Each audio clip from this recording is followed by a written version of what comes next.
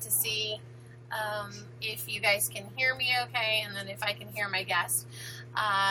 This is Pageantry Now, where we talk about all the things that happen that are positive through pageantry, and usually opportunities that come from pageantry. So it's not necessarily title holders, but they can be people that got involved with doing community service through pageants, directors, coaches, people that do different community service that started because of their community service project, perhaps with a pageant, and are still doing amazing things with it, or are title holders that are still doing amazing things out there. So with that being said, and I am Stacey Shiro Simpson, and I am the host, and we will go from there. I see a couple of people that are here, so we're going to go ahead and try to start with our guest tonight, and hopefully I've been having audio issues, so hopefully it'll work now. So if you guys can tell me if you guys can hear me okay. All right, let's try this. Can I hear you? Okay, I'm back. I still can't hear you. Wait a second. Maybe it's the volume or something on my speakers. Like, I don't know. Hold on. Let me go into my settings. See, we had this working beautifully yesterday. Entertain them. Say lots of things so they can hear you and say hi, and you can talk to them. So excited to be on tonight, and I thank everyone for sharing their Thursday night with me. Okay. And with you. Now I can hear you. It was my fault. I downloaded an app that I actually took off of the computer, and it still had it as the way for me to be able to hear sound. So that's why. Oh no! Go figure. Well, I am so thrilled to be spending Thursday night with you and with your audience. And this is going to be so much fun. I thank everyone for joining us. Yeah, it's a blast. Hey, Heather. Heather's my director from the Accomplishment Program. She's also my best friend. We met through pageants, and we've been best friends for a couple of years now. And Melissa is here, and she is the founder of the Ms. and Mrs. USA Club, which is a service club, service organization. That's right. Changes the world, or changes the United States. But I think you've got a full global effect happening as well. So we'll talk a little bit more about that. So do me a favor, introduce yourself so that everybody can hear who you are, and then we'll go from there. I'm happy to. I'm DeAnna Emborski. I am Mrs. USA 2016-2017, and I am also the Vice President of the Mrs. and Ms. USA Club. And I'm happy to be with you. Yes, and with it, which we're so excited. I know that you got involved with the club, and we'll talk a little bit more about the club, but I want to talk a little bit more about the groups that you work with right now, but how you got involved with the club. I know previously you were a pageant title holder, so tell me just a little bit about what pageants that you were involved with, and you know people. Right, we do. But we've never met, and we're both like, how does that happen? Yeah, you would have thought with all the people that we have in common, we would have by now, but I'm glad we did now. It started way back. I'm getting up there. I started as Miss World Cup in 1991, and then I took a really long hiatus from pageants. I didn't do a pageant again until 2007 when I did Florida American Queen, and I won Mrs. Florida American Queen. I was Mrs. Washington in 2009 in the international pageant circuit. I went on to do Mrs. Virginia Global Nations, and I won the national title for Mrs. Global Nations. I've been Mrs. Navy and won the national title for Mrs. Military in 2014. I was Ms. Southeast America in 2015 and actually did Ms. World. I was Ms. Virginia World, which is how I met Melissa. Melissa and I happened to cross paths at Ms. Virginia World, and that's how I ended up becoming friends with her, and we crossed paths again when I heard about the Ms. USA club opportunity, and we just kind of went from there. And so, Well, and I know that you do a lot of community service just in general through this long term of activity that you've done in Right. pageantry. I know for me, like with me, I started when I was younger, not because I wanted to. I'm getting a little bit of a reverb, so let me try putting my headset in. Okay. It's got a little bit better sound, so hold on just one second. Hopefully I can do this without being too rude. But tell us while I'm doing that about the two biggest charities that you represent and why you're involved with them. Okay, well, the two biggest things that I represent, actually the whole reason why I got back into pageantry was because I was a domestic violence survivor myself. So after I was out of my domestic violence situation, I was in it for almost 7 years. Once I was out, I felt like there was a calling that I needed to do, but I couldn't find the avenue I thought was best for me.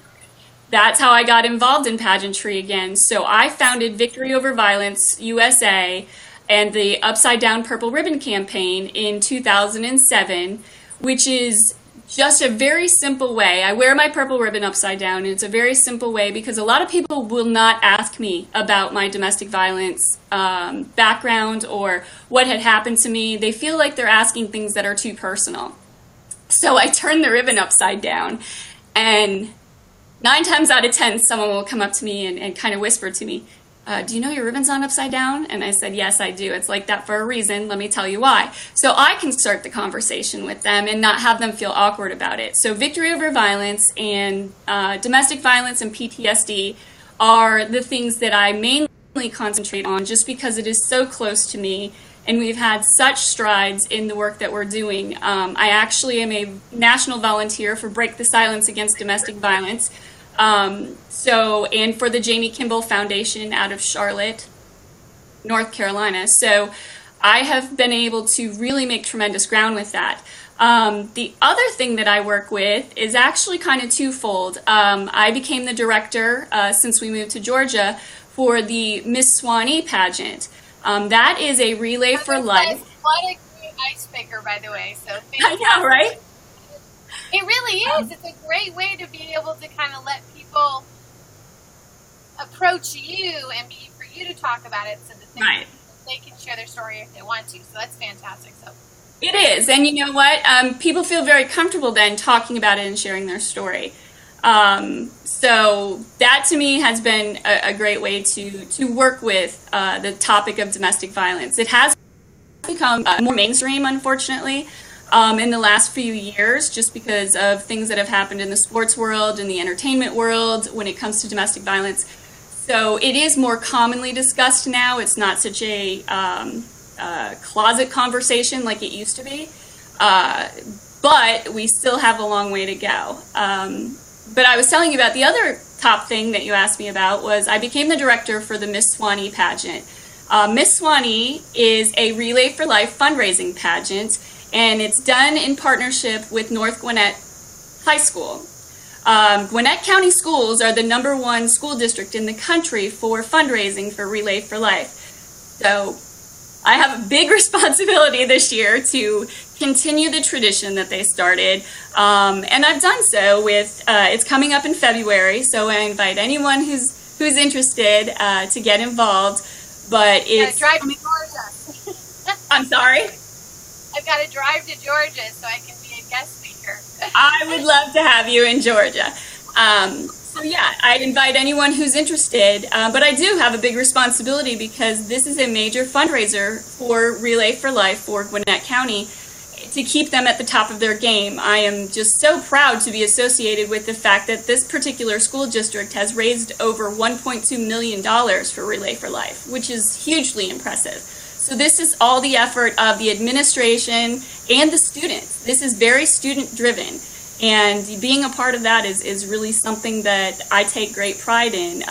We have adopted the Miss Amazing Georgia pageant as our sister pageant because I just enjoy so much the work that they do and being around the girls and the women and being able to be a small part of, you know, what they enjoy.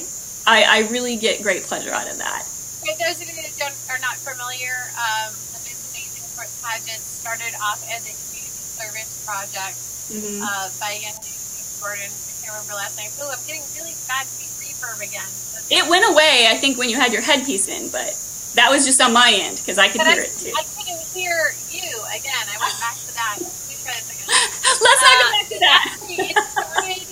It started as a service project from National American Miss. She was 13 years old when she started it as part of the National American Miss program, which is a natural pageant that's designed to help young women to be able to set up goals and become more polished. And they are very big into community service. And then the next thing you knew, it was an actual pageant that took off. She got funding, she got grants, and now they're in almost every single state.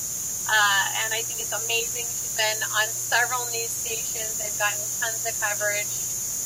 And it's just such a great way to feel really good about being involved. These are the purest spirits you will ever meet. The most enjoyable people you'll ever be around. And it's really one of the funnest things that you can get involved in. Yes, it's better. Yes, I agree. Somebody said it sounds better. I totally agree. But I'm going to try to see if I can fix my headset. So I love technology. Well, I can tell you a little bit about what the club does as far as getting involved. Yeah. Our Ms. and Mrs. USA Club is involved in 4 main things as a club. We actually are always looking for philanthropic women who are just like us. We really set ourselves apart by having 4 main concentrations. Coming up in February, we actually have our Compassion one. This is actually it's a very simple way to get involved in your community. Going out, it's almost like love notes. Creating love notes for the sick or the elderly, things like that, even as simple as free hugs. Showing your compassion for your community and getting involved and showing the love this time of year is something that we really strive to do. Also, we get involved with, in July, right around 4th of July, it's Freedom. I have a huge appreciation for the military community. My husband was active duty for 30 years. My dad was World War II. My son is active duty Coast Guard, one of my sons. And so the freedom part of what we do is giving back to our military men and women who are out there every day sacrificing for our country. And this is just a small way that we can show our appreciation by sending, gratitude boxes or just writing a note or just letting them know that someone's thinking about them. November and December, we have amazing things go on with our club. We really get involved in November with the charity aspect, and this is our major food drive that we do. This year, we actually raised, and this is our first year as a larger club element, 62,000 meals to feed the needy across all of our area directors, our board of directors, and our national appointees, such as myself and my co-appointee on the Ms. side, Julie Brown, 62,000 plus, which is just incredible. This is a lot of work that not a high number of people involved have done. So this is really telling you that our hearts and souls are into what we're doing. In December, we get into something called Benevolence, which is our toy drive, our holiday toy drive. It is probably the most heartbreaking thing you can think of for a child not to have something on the holiday, to think that, they did something wrong or they were forgotten in some way. And we did 55,912 gifts and toys this year. So we have had a very busy year. That's more than many Toys for Tots groups. Well, this is in conjunction with some of those. So each one of the area directors or the national appointees can choose the organization they would like to be involved in. I myself did Operation Christmas Child and Toys for Tots. So each one of us calculated, what our contributions were, and what we helped gather for those. And so once we compiled them all and we saw the numbers, it was pretty overwhelming to see the amount of effort and the amount of results that came from, like I said, we have about 30 area directors, and then there's the 2 national appointees and the board of directors. So that's a lot of work for a small number of people, but we are super proud of what we're doing and how we're going about it. Right. Okay. So quick again, we didn't get it. So give me a shout out for your jewelry provider, because I would love to. Yes. So come a little bit closer. Let us see the bling. Yes, I will show off the bling. Actually, the lights keep hitting it, and I keep seeing it sparkle. So if I keep twisting back and forth, just don't mind me. Now, this is with my crown. Jacinta Devlin is with Park Lane Jewelry, and she and I have been friends for years. We actually met through pageantry when I did Florida American Queen. We met at Nationals for that, and she ended up. Oh, I love it. I love it. There's never too much bling. We ended up being really good friends for years, and she is with Park Lane Jewelry, and she keeps my bling at an all-time high. She is very good to me, and I always look fabulous, and every time I wear one of the Park Lane pieces, people just stop me cold and are like, oh, this is incredible, I have to have that. And it's true, the pieces are amazing, and I thank her so much for taking good care of me. Fantastic. Well, I mean, and what girl doesn't want just a little bit of bling? I mean, I didn't wear real bling, it's on my shirt, but somehow there's, oh, thank you, Melissa. That's my accomplished American crown. So, Heather, it is gorgeous. I love it. I love the purple. For those of you who don't know, I am. Here, I'll show you mine. Ooh, I am the lifetime queen for the accomplished American program. So this is my lifetime crown. So, which I very well deserved. Oh, and you too. Oh my gosh, are you kidding? Here's mine. We're gonna have a bling off. It's a bling off. Bling off. Put it close. There you go. Ooh. There it is. Sparkly. Look. Hi, Beth. How are you? Thanks for being here. So, okay. Sorry, distracted. Sparkly is distracted. I know. Look, something shiny. Shiny? Oh my goodness, where? Okay. And it's so funny because I don't get on a regular tie. It's a tie, Melissa says. Well, I know myself. I'm not typically the blingy. I don't wear jewelry. I don't get dressed up. And most of the time, I'm in t-shirts and shorts, and I don't do my makeup. So, well, anybody that saw us yesterday knows that that's true story. We both go back and watch the little parts from yesterday. Somebody actually recorded parts of yesterday's or Wednesday's test. Yeah. And I was like, wow, we look awesome. Okay, so we clean up really well.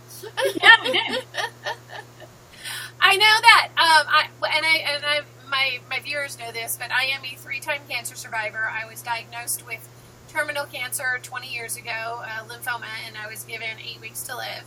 And I know that this month is Cervical Cancer Awareness Month, and I know that the Mrs. USA Club has a special service program that they're working on this month. Right. Operation Hope, right? Is that what it's called? Yes, that's correct. Yes, we are concentrating on breast, cervical, and testicular cancer awareness this month. And are really making an effort to join forces to make sure that people get checked and sometimes I think when it's you tend to think, oh, it's fine, or I'll do it later. Later's not an option. It really needs to be done when you notice it. It's easy to say to someone else to go do it, but it's hard to say to yourself to go do it. Making the time for yourself seems to be a big problem, especially for women, because we are mothers, we are professionals, we are constantly serving others, even without a title or without, being in the spotlight to do so, we serve others on a daily basis. And we don't serve ourselves as much as we need to. And we really need to concentrate on, if we're not here to serve the other people, who's going to do it? So you need to take time for you. So we are concentrating through Operation Hope this month. There's so much information that I could share with you. We'd be here for days. However, the greatest way to check it out is to actually check it out through our website, which is www.missusa.club. And the club is there for a reason. Yeah, the club is very important. The club is very important. It's a huge differentiating factor because we do gift banners and tiaras to our area directors and our national appointees. However, I think people may see it differently and automatically assume pageant aspect. We are a club, not a pageant. I have done both now, and I've enjoyed aspects of both. However, with the club, this is an opportunity where we actually appoint each other. To be an area director with our club, you actually have to be nominated by an active area director or a national appointee. Once you are, then our sisterhood chooses who the national appointees will be next time. So we choose amongst ourselves who our next leader will be, or leaders, I should say. So it's a very different aspect than just a little thing to recognize your work. Just a little. I was talking to Melissa about it, and I told her, I said, it's no different. The bling is no different than the Shriners Club hats. You guys are a service organization, like Kiwanis, like Shriners, like Lions like Club, Rotary, like the Red Hat clubs. Red Hat Society. Except Red Hat Society, designed to be able to give back. Hey, Matt, how are you? Designed to give back to the community, to organize, raise money, and help different people in your areas through the 4 basic service projects that you have. And then all of you have individual service. Your trophy is that you hand each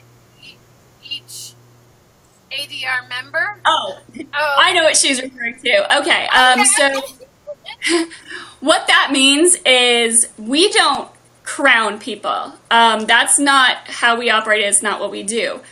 When the next set of national appointees take over, or when area directors are named, we actually hand that person their gifted tiara and cash. The reason why we do is we're handing off the responsibility that they, by accepting that, are assuming when it comes to the club. The national appointees then take the responsibility of putting on their banner and placing their tiara on top of their own head, because they are now going to shoulder the burden of the responsibility, and the responsibility of the leadership role then is to constantly think about what we can do to make the club better. So we assume that ourselves. So we do not do the kind of stage presence and all of that sort of thing. That's not who we are. We concentrate more on the service aspect, and this really opens the door to allow any woman the opportunity to be part of our club. You don't have to be nominated to be part of our club. You can be part of our club. If you want to be an area director, you do have to be nominated. So what a great way to start to get to know some really amazing, life-changing women than to check us out. Right. So just so that everybody understands, the Ms. USA Club and the Mrs. USA Club are free to any woman that wants to join. And there are some men that are involved as well. That want to be able to get back our to mission the partners are looking that mission partners to be able to help with your missions and be part of the collective. To be an area director, you have to be nominated to be able to become, and it has to be by a current area director to be able to be nominated. And then there's actually a certification process that you go through where there's the nomination, application, and then there's an oath. There's an oath, so that you essentially become your own chapter director is what it comes down to. That's correct. Many of our area directors have started their own chapters just for that reason. Right. Okay, great. And then the way that you get the title of Ms. USA or Mrs. USA, there's a voting process that happens once a year. The basic membership is free. And then the collective club votes together for your national president and vice president is essentially. That's correct. So it's just like any other service organization. Okay, great. Absolutely, without a doubt. And it just so happened, I was laughing because I was talking to Melissa about it, and I said to her, it's like the Flintstones. I know I'm dating myself, so but saying like the Grand Poobah had a different hat that he wore as opposed to the people that were horns. So yeah, exactly.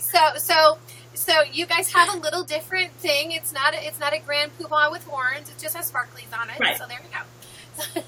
Right. Okay. So Heather wants to know, the Accomplished American Director wants to know, is it secular? Is the organization secular? Meaning, is there any, I guess any people that you deny membership to, or how does that work? Can you tell me a little bit more about that?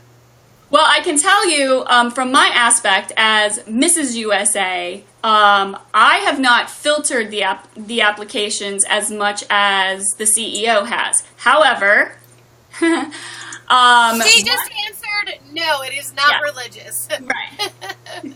Once someone is interested, then we will be requested to reach out to them and talk to them and all of that. We have not had an instance that I know of thus far where someone's been denied, because like we said, you don't have to, there's no money involved in joining the club. You just start to kind of, pick up and join things and things of that nature.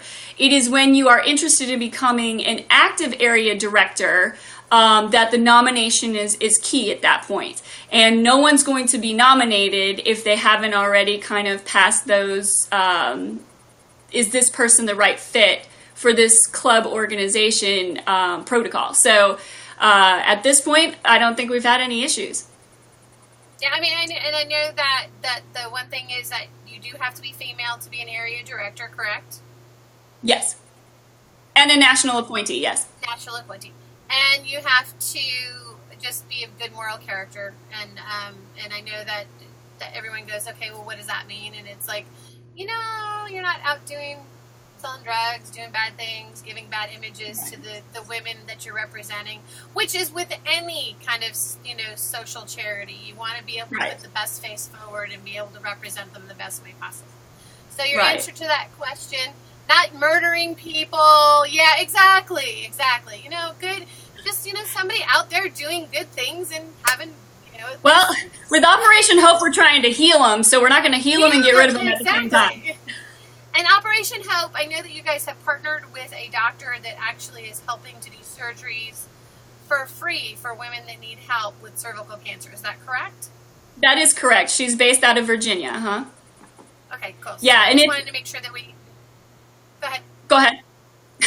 No, I was just going to say, I know if you want more information about Operation Hope, we talk over each other. Brenda Hines. Okay, so Brenda Hines. Dr. Brenda Hines, yes. She's based out of Virginia. It is a relationship that our Ms. USA, Julie Brown, has helped to cultivate on behalf of the club. And it just speaks to, like you were referring to before, we do have the 4 main ones that we do, and then we have ones come up that, we get on board with. But each person has something that they can contribute, which makes this an incredible opportunity to be part of an organization like this, where it is so appreciated. We have area directors who are interested in Heartstrings for Heroes, and it's Hero of Hope. Just thanking military. We had someone present a special award from our club to a Purple Heart recipient.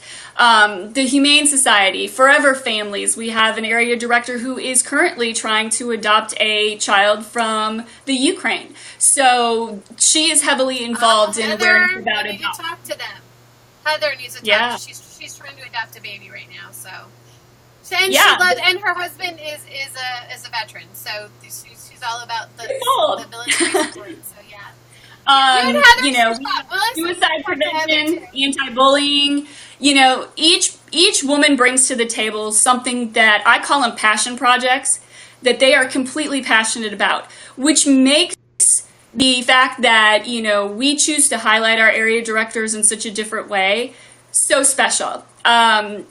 You know, many of these projects that these ladies do, some of them I had not heard of before. And once I start to hear about what they do and what it benefits and how they do it, it really tugs at my heartstrings to know that they are so dedicated in task to making sure that this passion project of theirs really gets off the ground and they really make it a tremendous impact. And it's not just, I'm going to do it for 12 months until I hand a title off to someone else, which is sometimes commonplace.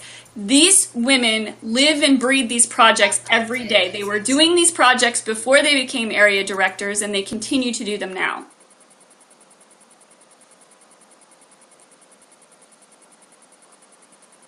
Are you there? You froze.